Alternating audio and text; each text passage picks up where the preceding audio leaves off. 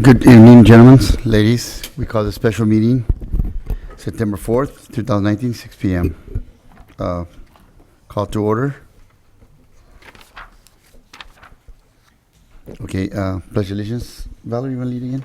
If you don't mind.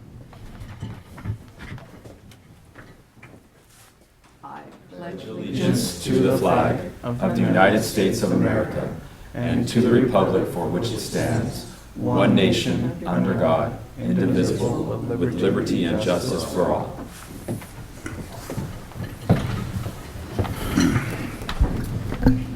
Roll call. Chair.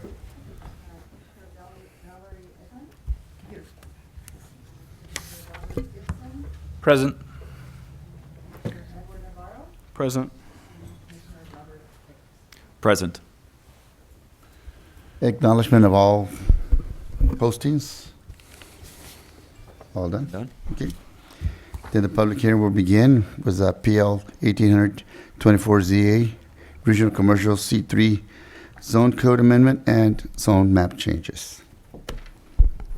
Go ahead, sir. Thank you, Mr. Chair and members of the commission. Before we get into the details, I just wanted to thank you for being so accommodating with the special meeting for reasons that we'll get into here momentarily. It was really important that we be able to get this project back in front of you before we go to the board. So we do appreciate that you were able to squeeze a special meeting into your schedules. And I know that unlike some of us here, you guys don't get paid, so we thank you. So we're here to talk about commercial regional nodes again. I just want to acknowledge that RMA Director Harry Mavrogenis is with us tonight in the audience. Again, I'm Daryl Boyd. I'm the project planner with Resource Management Agency. Also joining me at the mic tonight will be Michael Groves from EMC Planning Group. So what we'll do is I'm going to take like 3 or so slides to kind of give a little bit of context for this, and then we'll turn it over to Michael to actually walk through the detailed modifications, which is the same as the attachment to the staff report, but this way you can see them on the screen. So on next Tuesday, the 10th of September, we've got 5 items for the regional commercial C3 zoning district and the 4 rezonings going in front of the Board of Supervisors.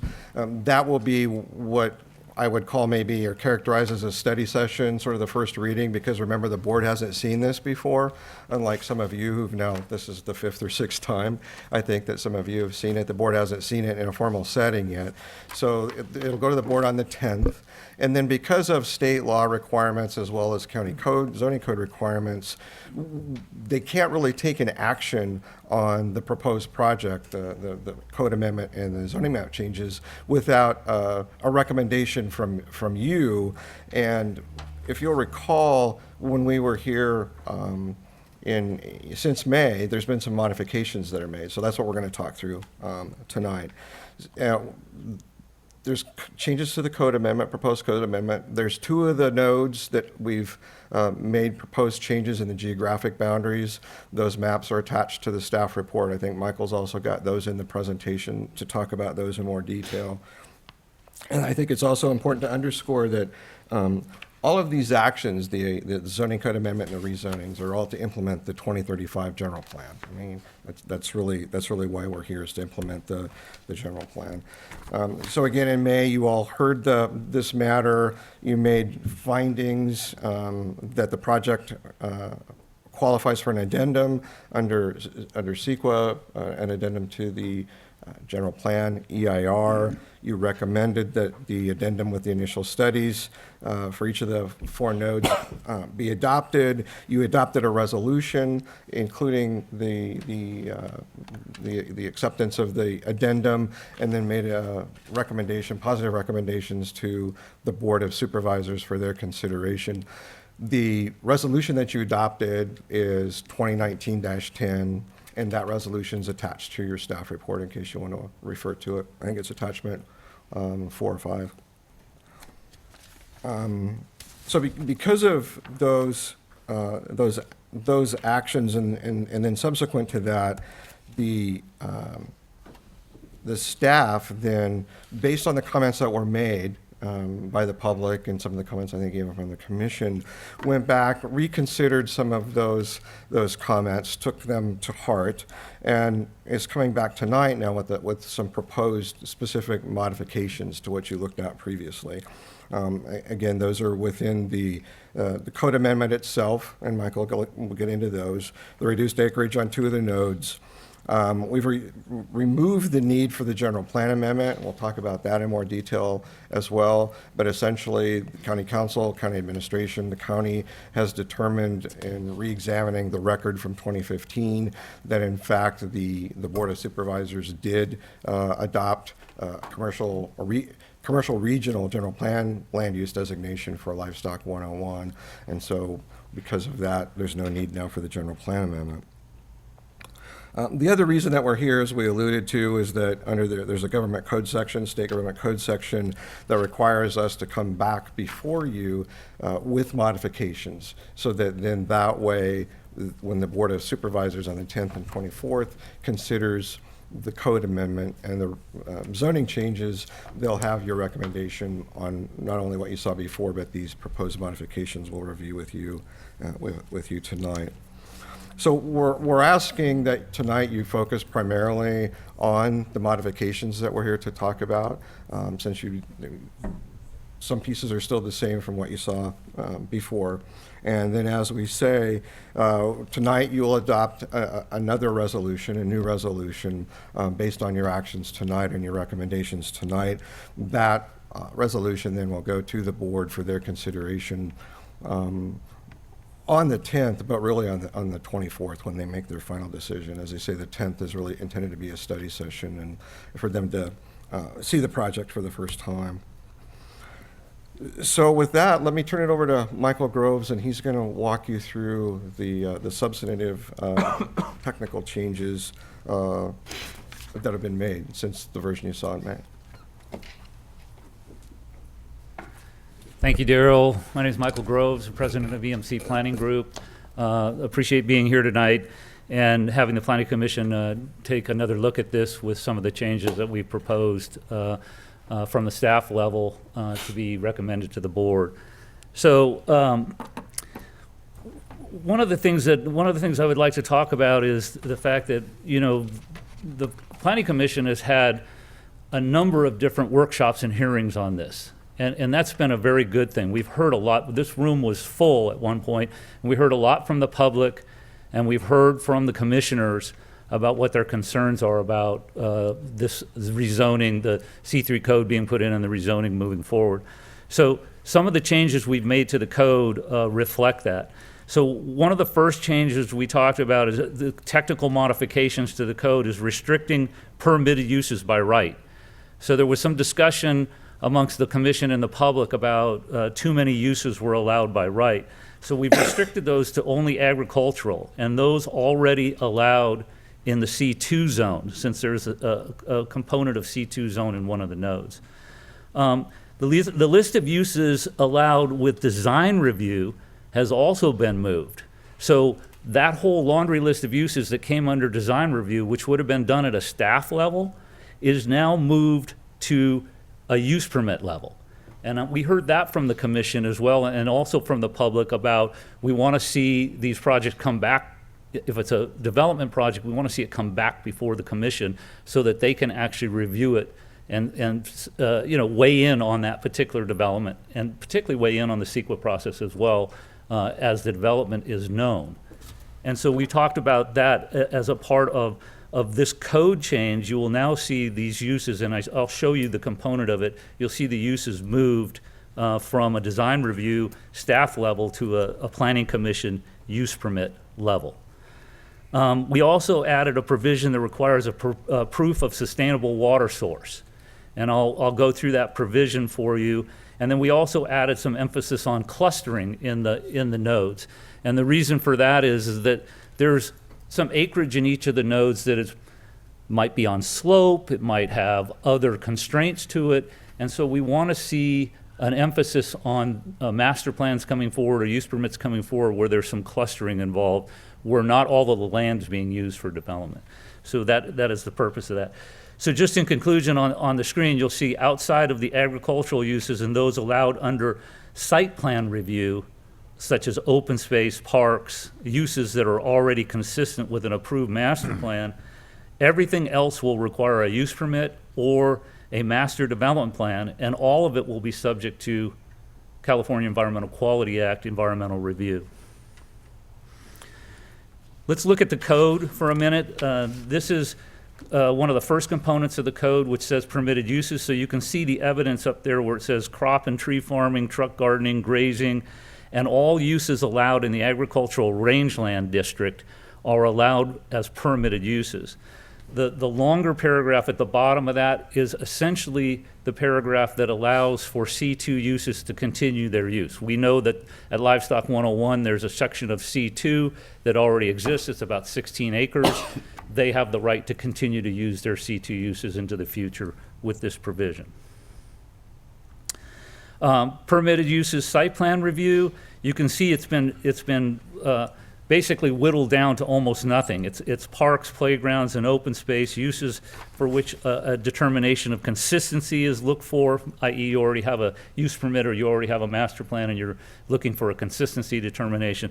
So the staff level reviews are limited to some very straightforward and fairly simple things. This is the code section that we had for design review. You can see it's mostly strike through. It's all strike through. So. And what we did is we took that strike through and pulled it over into the use permit section. So all of these uses that are now listed a lot of those uses were listed previously under a site plan review, which would have been done at a staff level. So what we heard from the public again and from the commission is we want more control over what happens. We want to see these things. We want them to come before us for a permit. And that's what the code now enforces. So again, just a continued list of some of those uses. And then let me back up and just talk a little bit about, at the top it talks about the following uses, and this is again under the use permit section, which then leads to the master development plan. So I want to just combine the two for a second. This section of the code basically talks about that the use permit by the Planning Commission at a notice public hearing is a requirement. If the proposed site development includes 1 acre or more, or a mix of use types within any node, a master development plan shall be required for that node or a portion of the node. So it just gives you a sense of it. If it's bigger than 1 acre, has 2 uses, it requires a master development plan, okay? Somebody could come forward with 1 use on less than 1 acre and ask for a use permit. And then it's up to the Planning Commission to decide if they need more information. Under the permitted uses under the master development plan, we had this section in before. We've basically changed it to add subject to approval of the Planning Commission, so it's very clear. It also requires lighting plans, landscape plans, the theme design that's already kind of embedded in the code that you've seen, and some of the other things that are required. Some of those things may come to you at the beginning, they may come as subsequent. So if you might have a master development plan in front of you with some conceptual ideas of signage and conceptual ideas of landscaping, and then they will have to come forward as probably a condition of approval with a full landscape plan or a full signage plan at some point for approval. And those can be approved by staff once the Planning Commission's already given approval for a master development plan. The proof of sustainable water, I'm going to go through this one so everybody can hear it. It's on the record. We've added this one. It says proof of sustainable water source sufficient to serve the use or uses identified in the master development plan or use permit shall be submitted with the master development plan or use permit application for review and approval by the planning director. This could come in the form of a will serve letter from a water purveyor or for on-site water, hydrogeologic report with well, springs, or surface water locations and sustainable production yield tests. The hydrogeologic report would be subject to review and approval of the health department prior to its submittal to the planning director. So that requires somebody, when they're walking in and handing that application over the counter, they have to walk in also with a sustainable water supply, or otherwise the application's not going to be deemed complete. The standards, just a couple of changes on the standards in terms of, we put a limit on the hotel room sizes. We had residential caretaker units shall not exceed 30 units per node, and I understood there might be a question about that. One of the reasons for having units, residential units in these nodes, is to try to provide some employee housing, to try to provide some on-site housing. We really desperately need more apartment units and on-site type housing that we don't have in this community. And so, you know, just a kind of a side story, my son was here and had a job for a while, and, you know, we couldn't find him a place to live.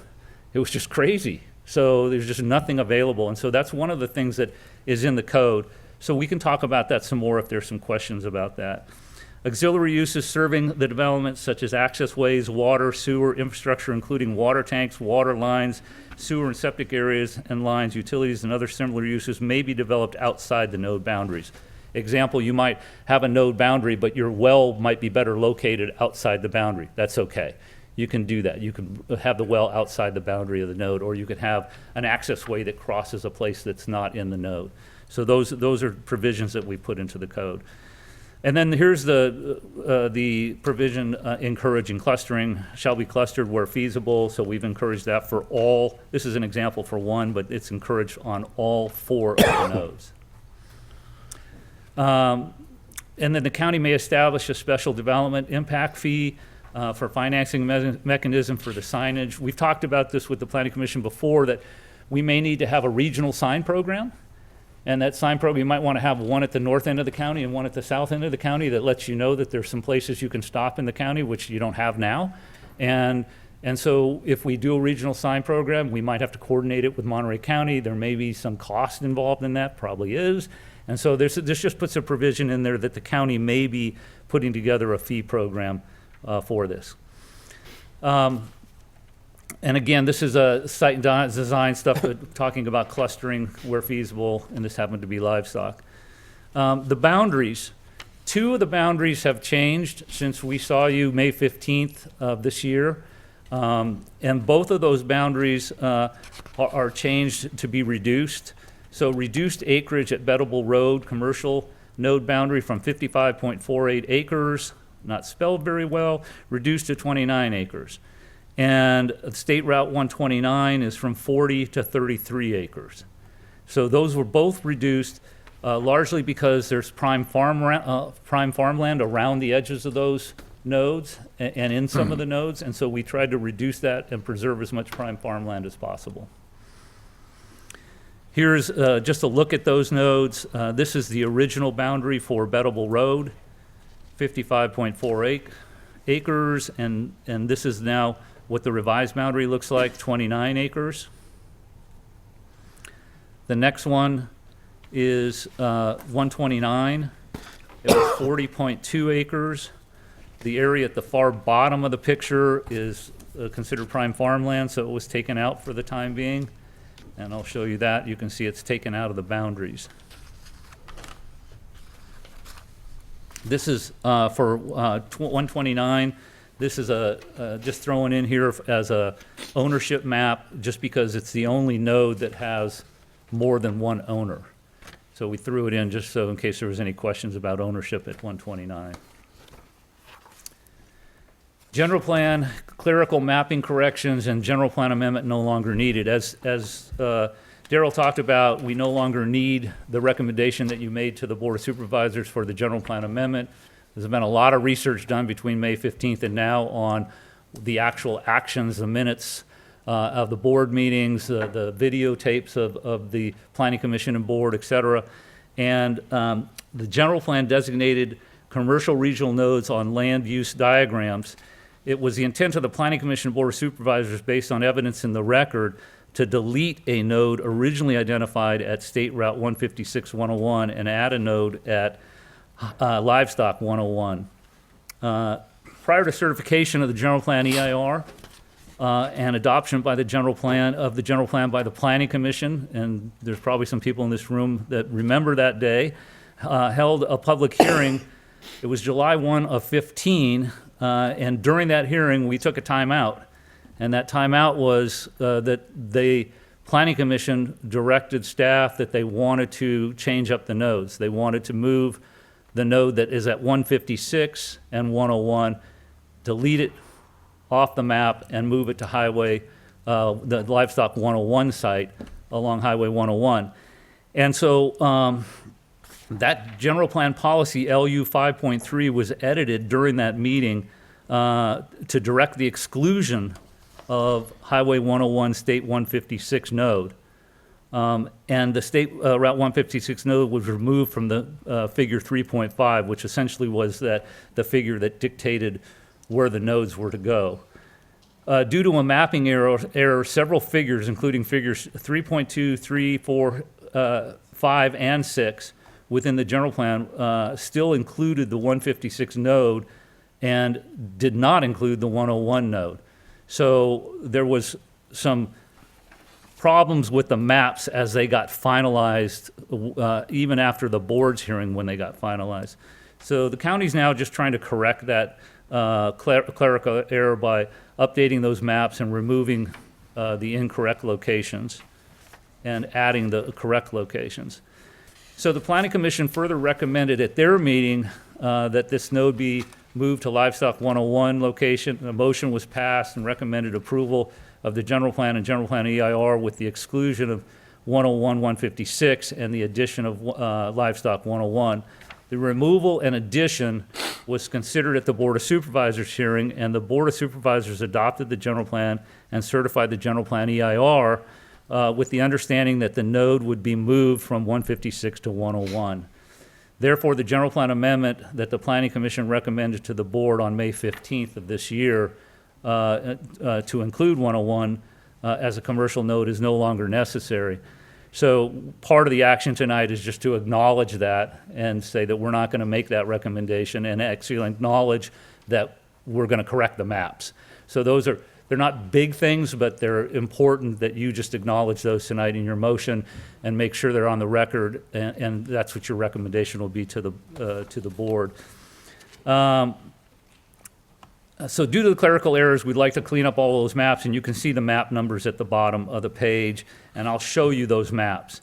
So here's the example of the error. So Bettable Road node, Highway 129 node, 156, and 101, and Rocks Ranch. That was the original map that went to the Planning Commission on that night, and it also, I believe, went to the board. This is how it should have looked as it was revised based on the Planning Commission's directions. Bettable Road, Highway 129, Livestock 101, and Rocks Ranch. Next map, you can see there's two nodes shown on this map. So these are just cleanups. Some of these other maps don't really have to do with the nodes just happen to be in them. And so we want to make sure they're cleaned up on all the maps. So Rocks and 156 are on that node. So we'll clean that up to show it as excuse me, let me go back. So you'll see Rocks and 156, we'll clean it up to be Livestock and Rocks. And then figure 3.4, same thing. You can see 156 is still on it, and the node will get cleaned up to show just Bettable and 129. And then on this one, 3.5, again, you've got the three nodes on it, but where's the fourth one? It's not on there. And the revised map shows all four nodes that it was supposed to be when it was approved by the Board of Supervisors in 2015.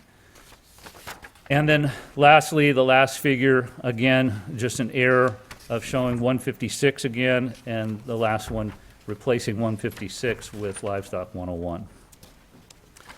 Tonight's actions, I'll just go through these briefly for you.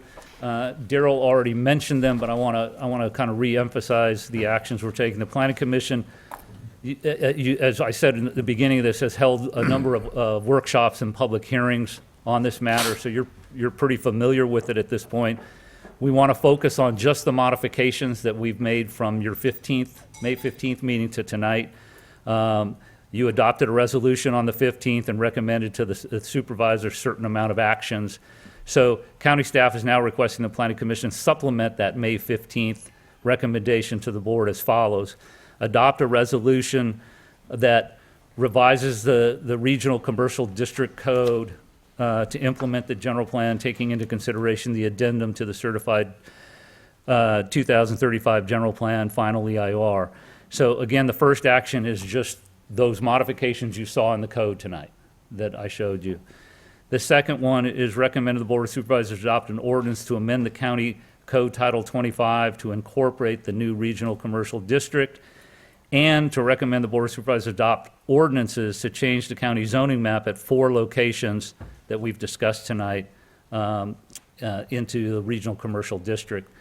And then 3, adopt a revised C3 node boundaries for 129 and Bettable. And 4, retract the Planning Commission's May 2019 recommendation for a general plan amendment and recommend the Board of Supervisors accept corrections to the general plan figures. So that is the presentation. Daryl and I are available for questions, and we'll also be willing to respond to questions after you take the public testimony. Commissioners, any questions? Not this time. No? I'd like to hear from the public. So then, we'll open up for public. Okay, number 1 is Robert Rowe.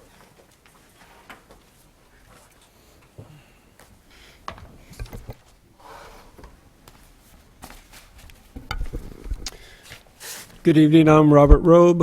I live at 340 Dante Robles in Aromas. I've been to most of these planning commission meetings and watched a bunch on TV when I can't come. So basically I wanted to say, I haven't read through the whole EIR, the general plan, or the general plan itself. I have been looking online to see how it relates to CEQA and general plan rules and regulations. One of the things I see is that the EIR put together, and like I said, I haven't read through it, it's supposed to help streamline development and construction, that you get it done in the early process so that when CEQA comes around, you've touched bases with a lot of this stuff. But what I don't understand is how you can prepare an EIR in the early stages of 2015 that addresses 16 commercial nodes, we're talking about 4 right now, that don't even have a definition. Nobody defined commercial 3, regional commercial 3, until May of 2019, 4 years after the EIR was submitted. So that's my main gripe. I appreciate Mike coming up here and saying that, you know, public's going to have input. I appreciate that we will have a CEQA process after. I think somewhere something was missed. I'm not sure. I'm not a lawyer.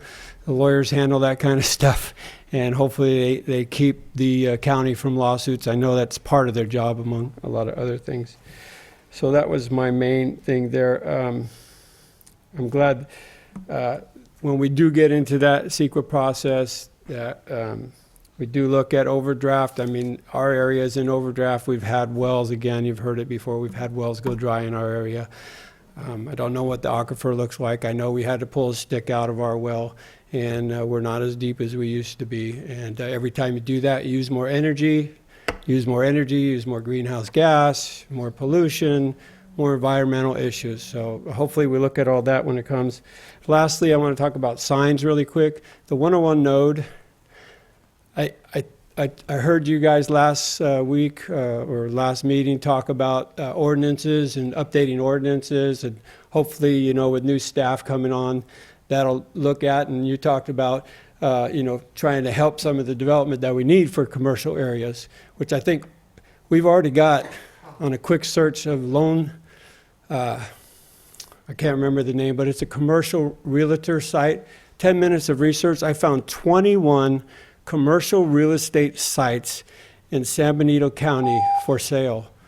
So we can look at Thank those you. other sites. Thanks. Natasha Witt.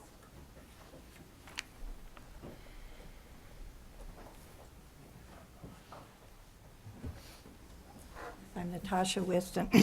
I live on a little organic farm right at the intersection of San Felipe and Shore Road.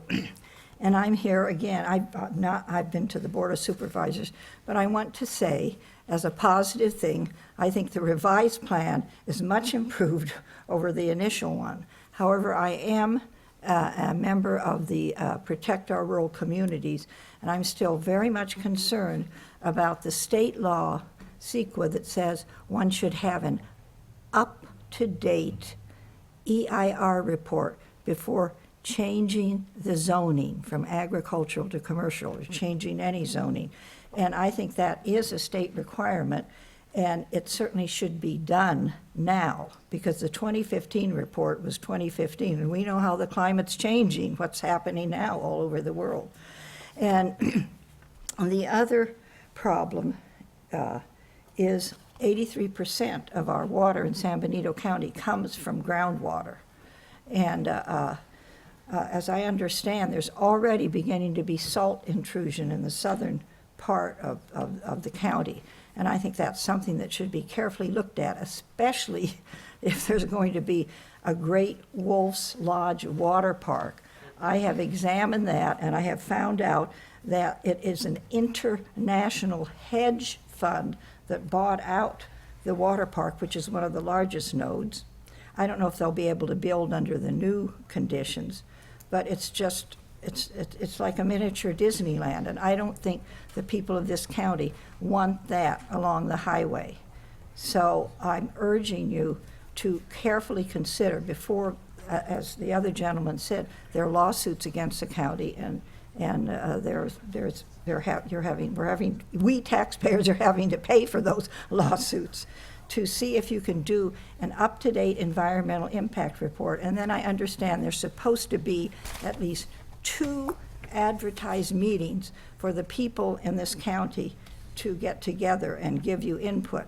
And I, at the senior center, in the grocery store, at the Y, when I talk to people about this, I find they're generally against these large developments. Thank you very much. Thank you. And Robert West? Richard West? Oh, Richard, you're right, I'm sorry. Hi, I'm basically kind of echoing the same thing. I don't have a lot of technical or legal, information on it, but just in principle, and for myself and most of my friends here that live in San Benito County, some of which have been here for generations, the whole idea, in particular this water park thing, is just not something that anybody has a favorable disposition on. It's antithetical to all the reasons that we live here in San Benito County and love San Benito County. Natural beauty, rural, it's peaceful, agriculture, organic agriculture is one of the biggest features of this county, and it just seems like to open the door to particularly that type of investment, and it's from an international hedge fund. And the resources, all the profits will be shipped to some bank, who knows, offshore. It's not a local business where dollars, just as important as tax revenues, are dollars circulating in our county. And that's what agriculture, small business, that's what that does. It keeps dollars circulating, which is just as important as tax revenues. And for them to extract revenue and just pay off with a little bit of tax money is not a good value, and the main thing is it's antithetical to San Benito County and why everybody loves it here. That's why people move out here. And those are our resources, I believe. Community, natural beauty, agriculture, local business, community. Those are the things that we should be approaching developers. How can you help us develop these quality things? Not an external hedge fund targeting us. Oh, San Benito County, cheap land, small county, we'll probably be able to roll over them, they need tax revenue. Rather than that approach, find local reputable developers that will use our resources here and enhance the quality of this gold mine, this beautiful place we have, keep it, and not ruin it. And if you open the door to this type of, Great America, Santana Row, outlet mall thing, we come here to get away from San Jose, to get away from Silicon Valley. And I just think it's a gold mine, and I think it's very precious, and it should be taken care of and not allow, particularly multinational corporations and hedge funds and so forth. That's just not who we are. And most everybody I know feels the same way. So I just want to give you one perspective from one group of people, residents in the county, and that's it. Thank you. Okay, Tom Karras?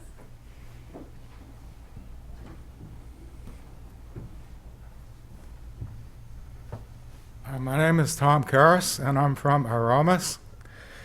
And I'd like to voice my objection to the commercial rezoning of the nodes along Highway 101 in San Benito County on the basis of aesthetics, traffic, and water.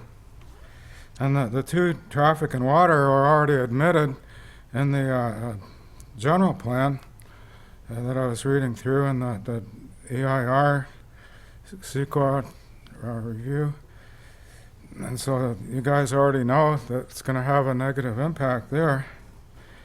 Hotels up to 65-foot tall, gas stations, and strip malls will permanently and significantly degrade the presently scenic corridor through San Benito County. This degradation is not mitigated by disguising the urban sprawl as theme parks and behind a screen of trees. The traffic congestion along Highway 101 in San Benito County currently provides an unacceptable level of service on weekends and during commute hours. Increased traffic at the access ramps due to commercial development will inevitably lead to more traffic turbulence at the interchanges.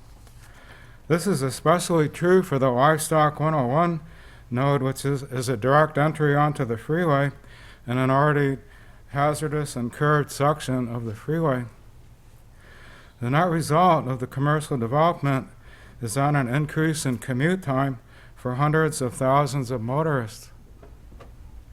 The Livestock 101, and this is probably the most important issue that I noticed, is that these ranch nodes are on the Corralitos-Pajaro Valley groundwater basin. There's a little finger of that goes into San Benito County, and this is also called out in the general plan that this is going to impact Monterey County. The basin has been in overdraft since the 1950s. This is causing seawater intrusion, which is headed toward Aromas, and the Pajaro Valley Water Management District is attempting to do something. Increased production from this basin to support 150-room motels, up to 30 residents, shops, and restaurants on each node will accelerate the overdraft and seawater intrusion. Consequently, Monterey County residents will lose more of their domestic water wells and place the Aromas Water Company wells at risk as well. There must be a less destructive way for San Benito County to raise revenue. Therefore, I respectfully request that does Thank not you. approve the commercial rezoning. Thank you, sir. Recommend to the board. Thank you.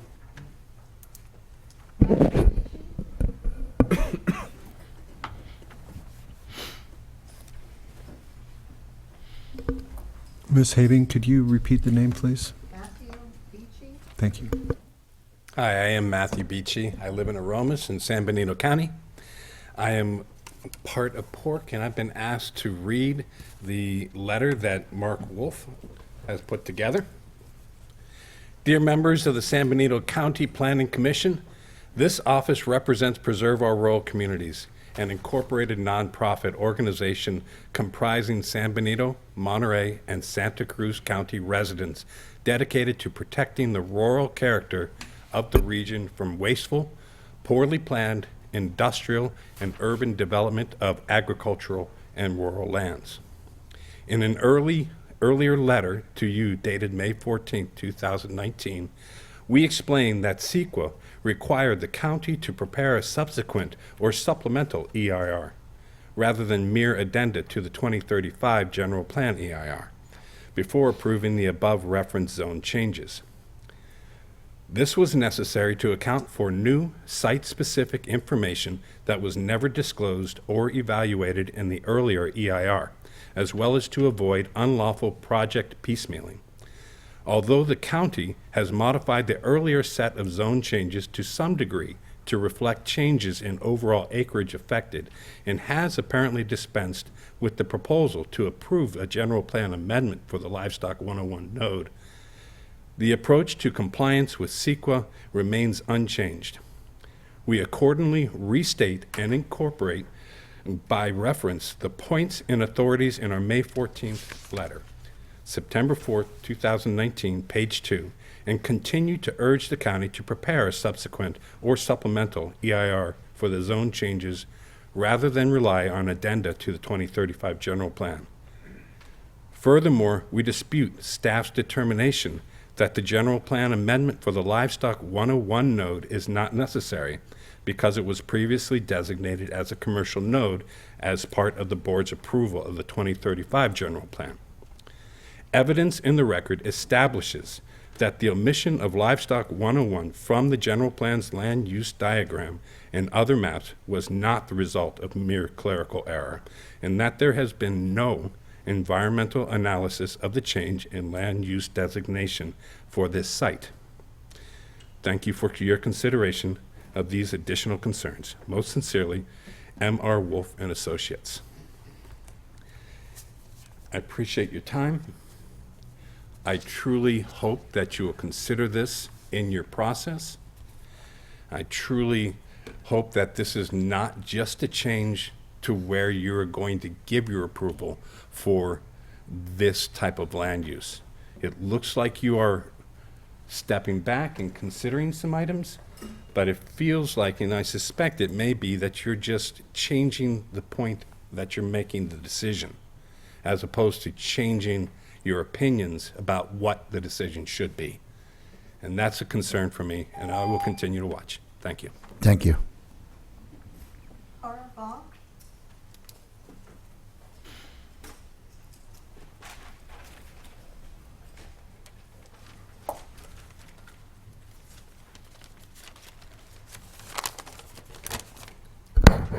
Thank you, members of the commission. My name is Cara Vonk, and I live in San Juan Bautista. I did speak to you at the last Planning Commission meeting. Highways 129, 156, and Rocks Road are gateways to our National Registered Historic City of San Juan Bautista. They're also gateways to 3 state parks, Fremont Peak, the Mission San Juan Bautista, and Hollister Hills. A gateway to Pinnacles National Park and the National De Anza Trail. The county should capitalize on the existing vistas of farm, agricultural, and range lands that are our cultural assets. How many counties within striking distance of large metropolitan areas can boast such natural beauty? This unique and quickly disappearing rural experience sets the stage for an authentic experience in our historic town as well as the county. We don't need fake Disneyland themes drawing motorists away from our economic lifeblood. If the general plan was ill-considered, it can be amended. Yes, property owners only have those rights given to them. It is the city government's obligation to zone the land in the best interests of the entire community. Let's capitalize on our unique cultural landscape and let it be our driving economic force. Let's not go for what everyone else already has and is doing. Let's be different. Once lost, we can never get this resource back. Thank you. Thank you. Jessica Wallander.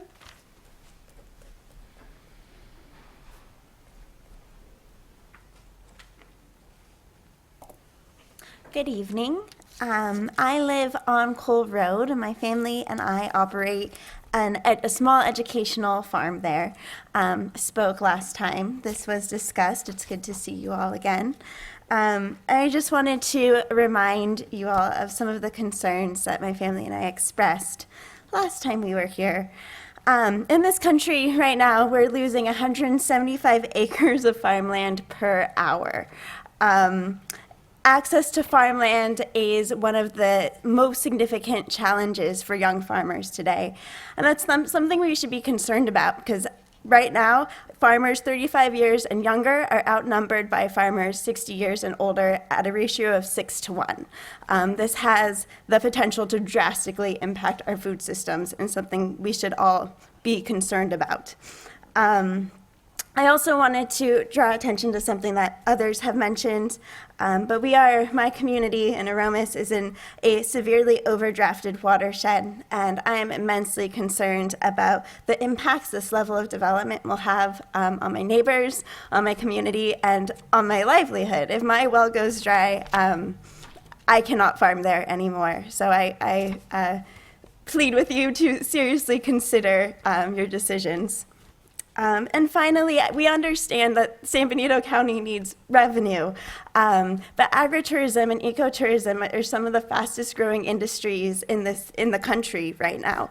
And we have so much possibility in San Benito. It's such a beautiful country, and we have this opportunity to give people authentic experiences, connecting with nature, getting back in touch with the beauty of these rural regions in California, which are becoming more and more rare. As opposed to giving them another kind of regressive, kitschy tourist trap experience, which, as others mentioned, you can find all over this country. So I implore you all to reconsider your decision and not recommend the rezoning. Thank you. Thank you. Michael Strosky?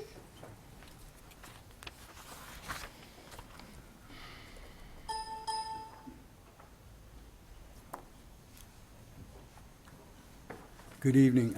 I chose not to speak last time, and this time I thought I had to. I'm a member of PORC, and I completely agree with everything that's been said, but I also wanted to say, listen to your constituents, the people that live in your community. I live in San Juan.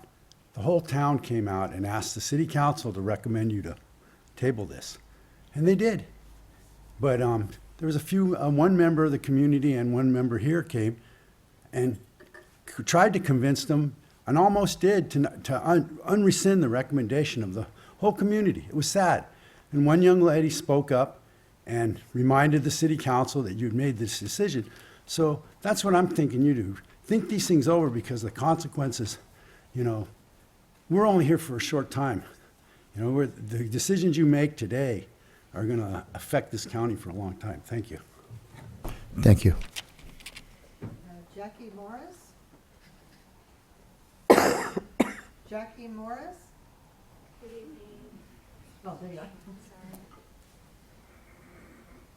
Good evening, Commissioners. My name is Jackie Morris Lopez, and I am a resident of San Juan Bautista. I'm also a PORC member, recent member, first time speaking here before you.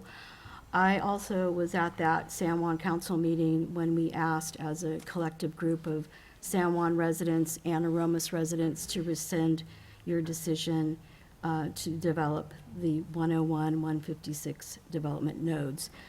My career is in medicine, so it really kind of throws me off when we talk about nodes. I think of nodes on my body. So I find that kind of a strange semantic word. Why don't we call it what it is roadside attractions, cheap thrills along beautiful vistas and hillsides. I grew up in San Juan Bautista. I'm a third, fourth generation San Juan Bautistan. My great-grandparents, grandparents, parents, my children now are moving back. I love the vista there. The area where you are proposing these developments is right along the border of my town, my place, my neighborhood, and Aromas, my neighbors. It doesn't affect, I don't think, any of you sitting up here. I don't recognize you. I think you're all Hollister people, if I stand corrected, excuse me. I want to approach this development for all the obvious reasons, the traffic, which we haven't even touched, the water, the overdraft, the lack of water, the impact. I don't hear a lot about the highway impact. There's a SB 743 that addresses that in CEQA, that you have to look at the traffic impact, and I don't hear anyone talking about that.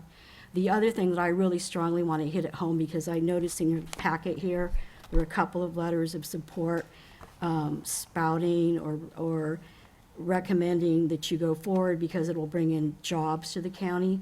Well, I want to address that. As a constituent of Supervisor Botello, I had a conversation with him, a brief one about that. And I said, let me give you some statistics. Currently, and I'm going to pull up my reference on my iPhone here. Currently in San Juan Bautista, the current median home price is $654,000. You're referring to these jobs that are going to be mainly hospitality type jobs, hotel, restaurant, parks, maintenance, those types. And let me tell you how much that currently brings in San Juan Bautista as of July 31st of 2019. So, and this is on the upper end of the hotel worker's salary, $43,060. I'm assuming that's upper management. Well, any operation can have so many bosses, right, or so many chiefs. Okay, so is that going to afford our resident a $654,000 home? Okay, and also the current minimum wage for California is $12 an hour. Thank you. Thank you. Not the kind of jobs we need. Frank Dora.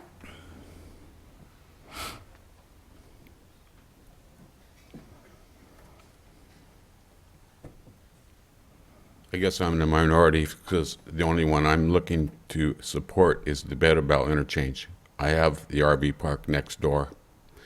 I talked to the man several times. His intentions are good out there. He plans on giving a lot of his revenue to cancer research.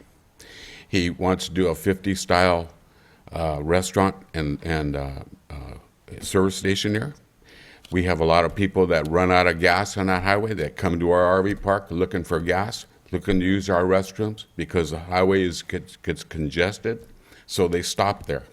It'd be a great highway destination stop for people. You let them introduce about San Benito County, what it has to offer, and create a few jobs. I know the lady's down on service jobs, but anyway, it is what it is, right? So I'm for it. And I think it lends itself well. I can't speak about the other properties. I have nothing to do with them, and I don't even know what they're about. That's all I got to say. Thank you. And Zachary.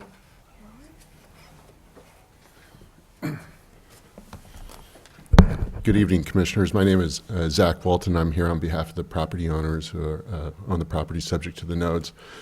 I just wanted to speak really quickly about what's subject to review right now and what is not. What's really subject to review are the technical changes to the zoning code that's under consideration.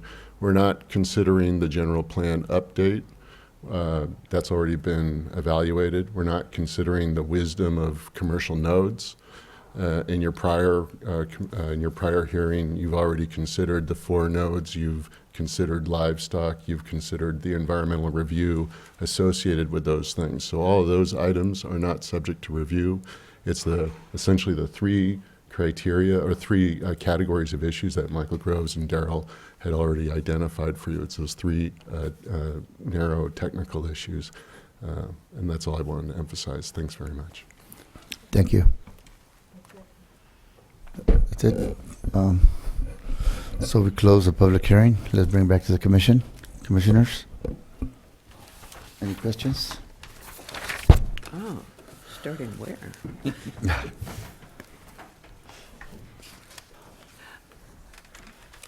Is this just general comment, or can we start at the beginning and look at the questions that each of us had? You can bring it to the planning department and ask the questions of the planning department, I believe. Yeah. Hmm?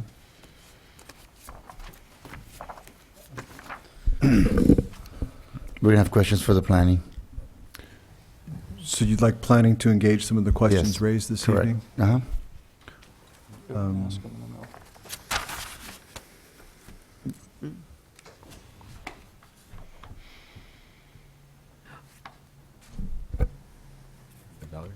Okay, are we on looking at number 2, the Bettabell zone change? We've got approximately 29 acres. And what has come to light since is that it's also part of the Anza Expedition Trail. And so if that is developed, the National Park Service will probably weigh in to bring that area for, to increase the economic development of the county, which is part of their mission. So I find that is a big plus.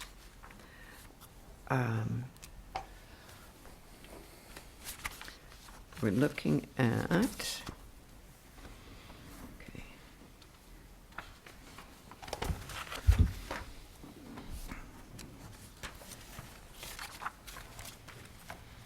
Oh, here.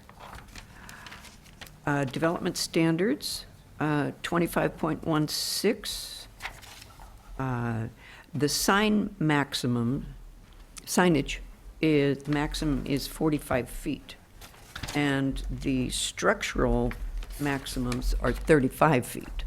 So that's less than 3 stories, correct? Approximately. It's 35 feet, but you can increase that height to no more than 65 feet if you have a master development plan and you're showing how you're doing that. Hmm? Oh, I see here.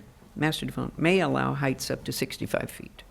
And part of that is your question about 3 stories, and we run into a lot of issues on the zoning side, standard side, about somebody wants to put in a parking garage underneath or a half a parking garage, so half of it's out of the ground and half of it's in the ground. You know, those kind of things run into problems when you have very strict height limits. So architectural features, those types of things. So again, we're giving some flexibility there in the code, but they have to be able to do it through a master development plan and come in and show how they're doing that to the Planning Commission. Within the verbiage that we've been given, it has been emphasized a number of times that there will be significant landscaping and other elements that will shield the highway from seeing a highly developed area. So that's what I'm expecting, is that there's not going to be a lot of visibility of structures. I think that's largely true, and we have put in the code requirements for landscape plans, signage plans, circulation plans, et cetera, so that you'll have a whole palette of things to look at as a part of a master development plan when something comes forward, including that height that you're talking about. And so landscaping will have to be compared to height. I think the one location that will be probably the exception to the rule will be Bettable, because Bettable is right along the freeway. It's flat and it's pretty exposed. The other 3, starting at the south, Rocks Ranch is not very exposed. It's got a huge line of vegetation along the creek there that really shields that property pretty well, and they already have a freeway interchange at that location that gets some access right to the freeway. Livestock 101 is somewhat exposed, but it's not. It's a glimpse. When you take that corner and you're coming around, you'll see it and it's gone. There's a lot of hillsides in front along Highway 101 that actually block the views of Livestock 101.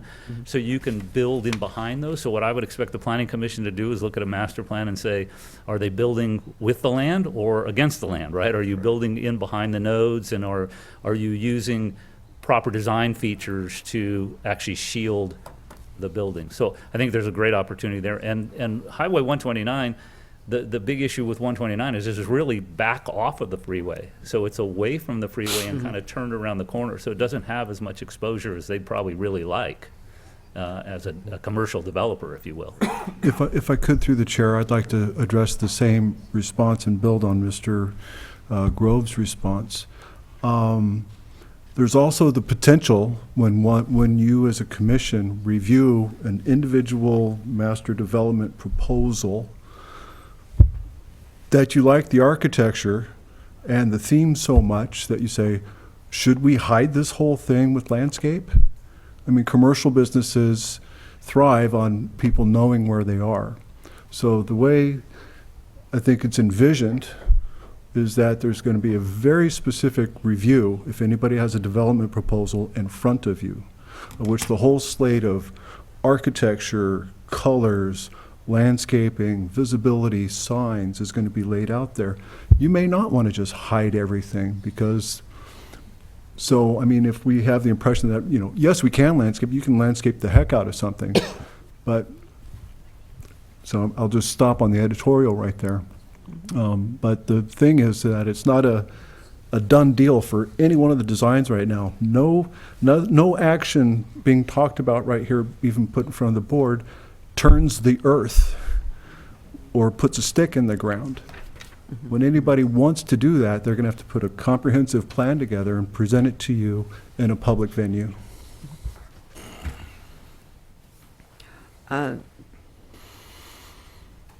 Section D, did you want to comment on that through the chair? Go ahead. I had a question, section D, the hotel rooms, parentheses, and associated public and back of house space, parentheses. Does that include conference rooms?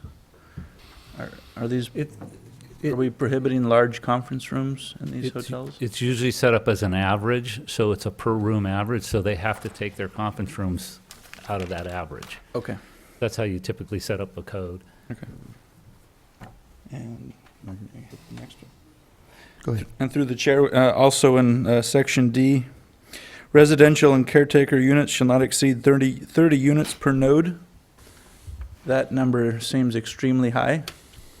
And if it's 30 units, are those going to be restricted to employees only, so that this is not become a rental development? That would be my concern. Yeah, I think that number should be a lot lower. And I had heard that you had a concern about the number. We have nothing in the provisions currently that restricts them to be employee housing at this point. All right, it's something that I would have to turn to legal counsel and say, you know, is this something we want to add to the code or not? Right now, we have not proposed that. So I think we felt as staff, and I don't want to speak for all staff here because there's more than myself, but I think we felt that there was a real, as I said earlier in the presentation, there was a real need for housing. And if you can house some people on site that work there, I think it's a big advantage. Now, whether they turn out to be that or they turn out to be apartments, there's still a big demand for that as well in the community, so. I think, Mr. Chair, the other thing that I would add is that part of what we're trying to do with this code is strike a balance between being overly prescriptive on what we expect of people, but also being flexible enough, providing enough flexibility to let the marketplace figure out what's appropriate or not. And so I would just say that, you know, this is probably a good example of that allowing for a cap certainly provides some assurance that you're not going to get, you know, a large residential, you know, apartment building or something, but trying to provide at least enough units that may make it viable for employee housing and things like that. So it's trying to strike a balance between those. So if we were to not change that number through the master development plan, we could on an individual basis then? You could. And, Okay. and so you can do restrictions on an individual basis. You can do restrictions on condition. You can do a requirement for affordable, a portion of it being affordable. There's a number of different ways you can do that as the codes exist currently within your county that allows you to make those decisions when you see the actual master development plan. You know, what we envisioned, I think, as planners is you're going to get some commercial uses. It'd be nice to have some kind of second floor residential units, maybe facing the backside, not facing the highway, but facing the creeks if it was bettable, or in, you know, Highway 129, maybe facing the hillsides or whatever.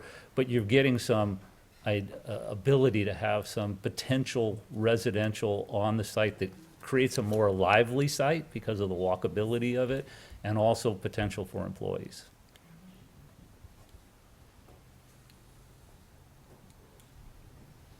Through the chair. No.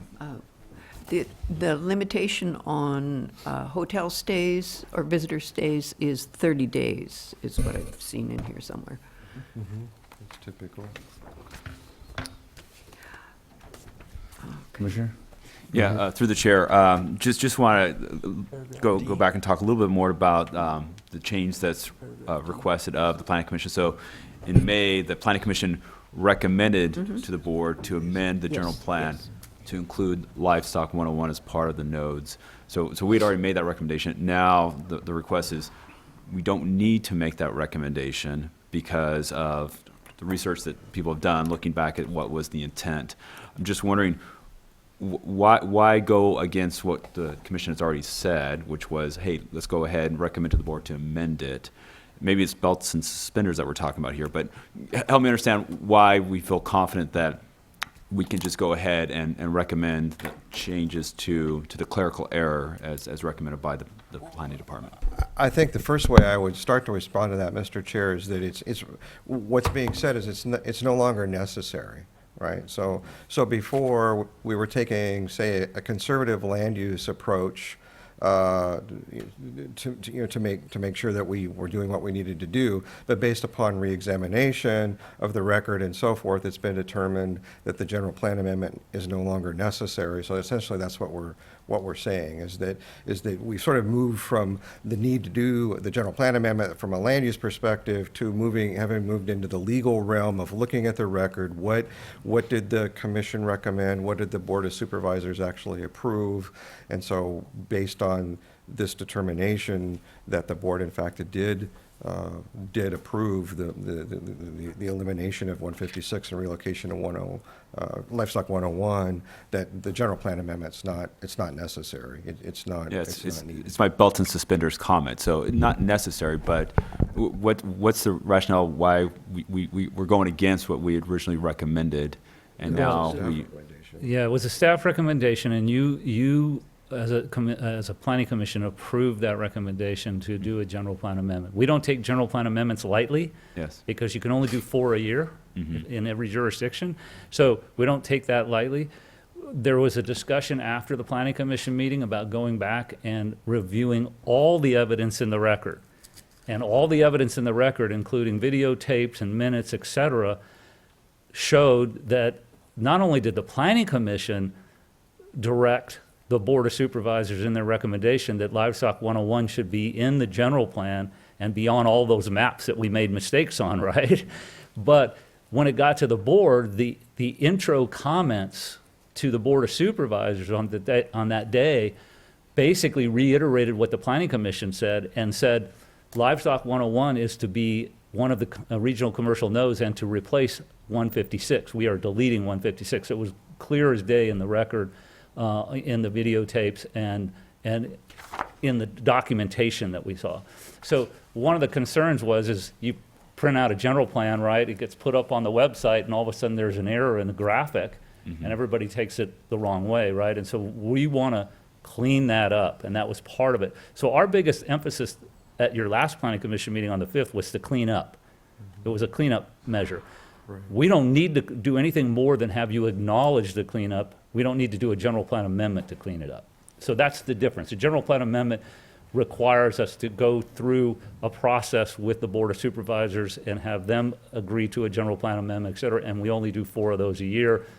We really don't need it. It's not necessary. It's overkill. And then my second question is somewhat related to that. So as part of the general plan update in 2015 that included these commercial nodes, and 3 of the 4 nodes were clearly identified in terms of the maps. The 4th one may have been discussed and agreed to, but the maps were not updated. As related to that general plan amendment, there was an environmental impact report done. Did that environmental impact report include Livestock 101, or how should I think about that environmental impact report as related to the general plan update at that point in time with respect to Livestock 101? Right. And Rachel's here, who's been working on all the environmental documents, so I'll let her speak to this if she has additional comments. The general plan EIR that was recommended by the Planning Commission and certified by the Board of Supervisors in 2015 looked at Livestock 101 like it looked at all the properties in the county. Most of the analysis is done on a population growth, employment growth, those types of bases. It also looked at Livestock 101 on the uses that it was allowed at that time, which was basically rangeland and C2. So those were all analyzed. Plus, in addition, the EIR analyzed 4 nodes. And the impact of those 4 nodes, one of them being at 156, which the Planning Commission said we want to pick up and move. And we want to move it to Livestock 101. So not only did it look at the impact of 4 nodes, and that means traffic, water, and all of those types of potential impacts, but it also looked at each piece of land on a general sense, on a 10,000-foot level, right? It's not project specific. It's as we talk about in the industry, it's a programmatic level EIR. We're at a programmatic level when they approved the general plan. This is a step off of that general plan that we're implementing tonight, which is basically zoning implements the policy of the general plan. And so that's what we're trying to do. The next step is development plans, and that requires a whole nother level of environmental review, which is a project level. So I just kind of want to tier that down. I just want to understand in terms of what was done at the time the general plan was approved. Right. And if there was anything specifically done regarding Livestock 101 as part of the nodes analysis. It sounds like not specifically for that, but it was more of a general view of if we were to do 4 nodes, here's what the impact would be generally to the county. Remember, they didn't say, okay, Bettable Road, let's analyze that spot for a node. What they did is the EIR analyzed a group of acreage and a potential group of employment, population growth, and it actually had a table in it that calculated out square footage. You could potentially, it had an FAR, which is called a floor area ratio, based on that acreage. So if you have a certain amount of acreage and you take a floor area ratio and you multiply it, you get a certain amount of square footage. So it analyzed all of that as a part of the general plan EIR. So it's again at that programmatic level of review.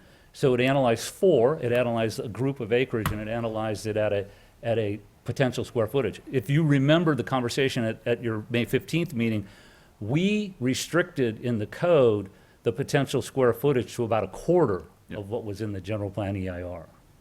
Okay, no, helpful. And then just because it came from the public, is there a shelf life to an EIR with respect to changing the code for in this case with the C3 code? So essentially the implications of the 2015 EIR to now in 2019. Yeah, I like to try to make some joke about it, but I won't. I like jokes. We've got the attorneys in the room, so and it's public. So no, there's no shelf life on an EIR, and we look at them for their adequacy. What you're doing is you're assessing them for their adequacy of what they analyzed at the time to what you're doing now. What's the action you're taking now? So that's the comparison that you want to look at.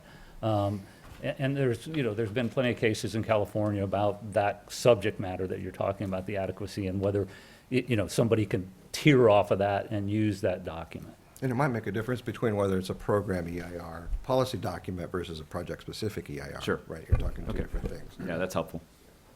Right, I've had, I just saw recently a city that they had like a 2005 EIR and it was on a project specific and they wanted to do an addendum on it. Now, maybe it's palatable, maybe not. I mean, it's challenging. Yeah. Because a lot of things have changed since 2005. Thank you. Eduardo, any? I did have just kind of a clarifying thought. So you were referencing to the necessity of bringing up the addendum. Now, when you say necessity, is that invalidating?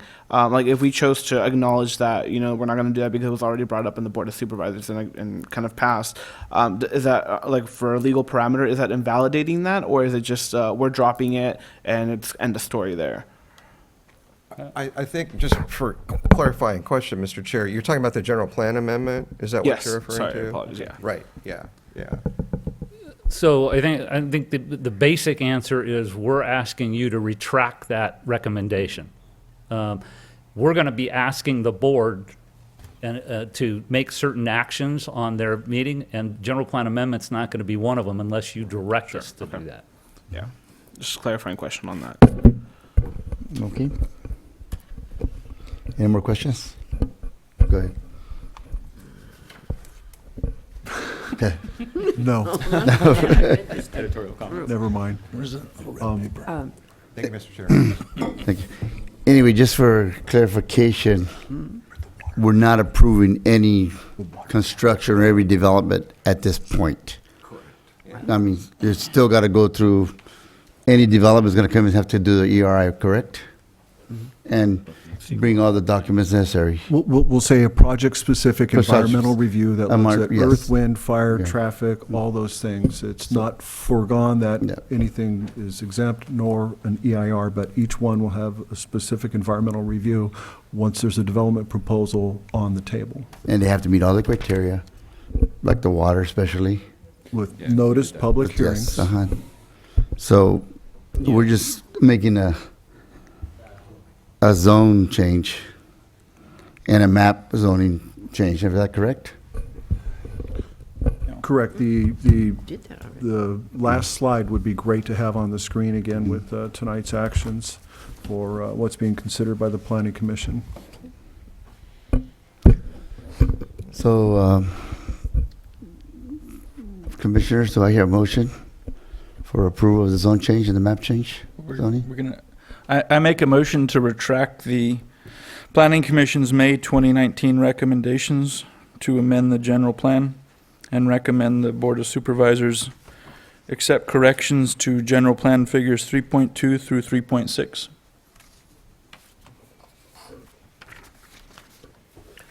I second the motion. All in favor? Aye. Aye. Aye. All against?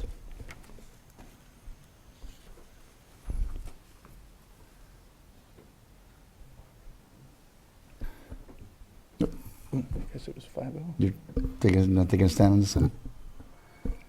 I'm sorry, let me see if I captured the action. Commissioner Gibson made a recommendation on what's looked at as number 3 here, which is the retraction. Retract, yes. And that motion was seconded by Commissioner Eglund. And I believe the chairman's asking if there's any additional comments regarding those motions. Is that correct? Yes. So it was a 5-0. 5-0. I just missed. Oh, it went Okay. 5-0. Thank you 5-0. very much. And the other items? The other items for the zoning amendment and map changes, so we hear a motion. I move to adopt revised C3 nose boundaries for State Route 129 Bedeville to the ones that we saw today.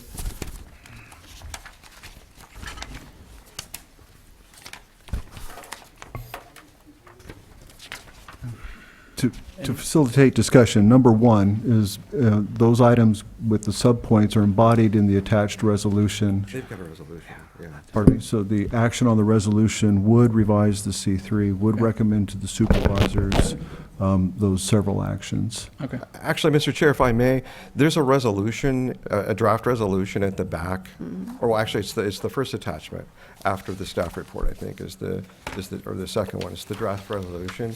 So basically, that draft resolution, the way it's drafted currently, captures all of these items, and so the commission doesn't really necessarily need to Individuals. do them individually. If you adopt the Invent. resolution, and I think county council Then may want to weigh in. I'll make a motion to adopt Resolution 2019-10.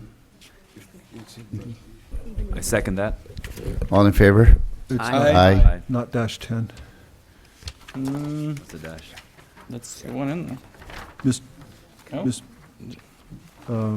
Is it dash X? Excuse me, Mr. Planner Boyd, what was, I'm sorry, Darrell, the resolution number that you found would be in session tonight was in about number 17? 18, Okay, so 2019-18. 2019. I'll change that to 2019-18.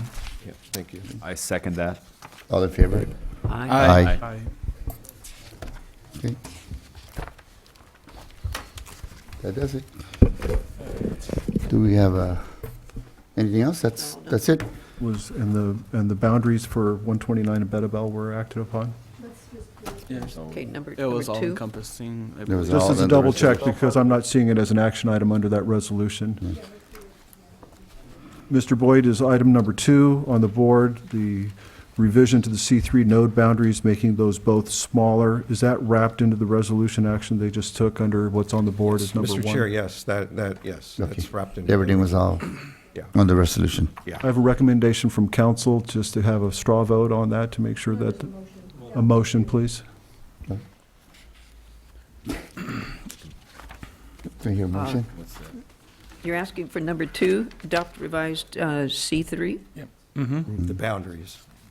I move that we adopt revised C3 node boundaries for State Route 129 and Bettabel. I second that. All in favor? Aye. Aye. Aye.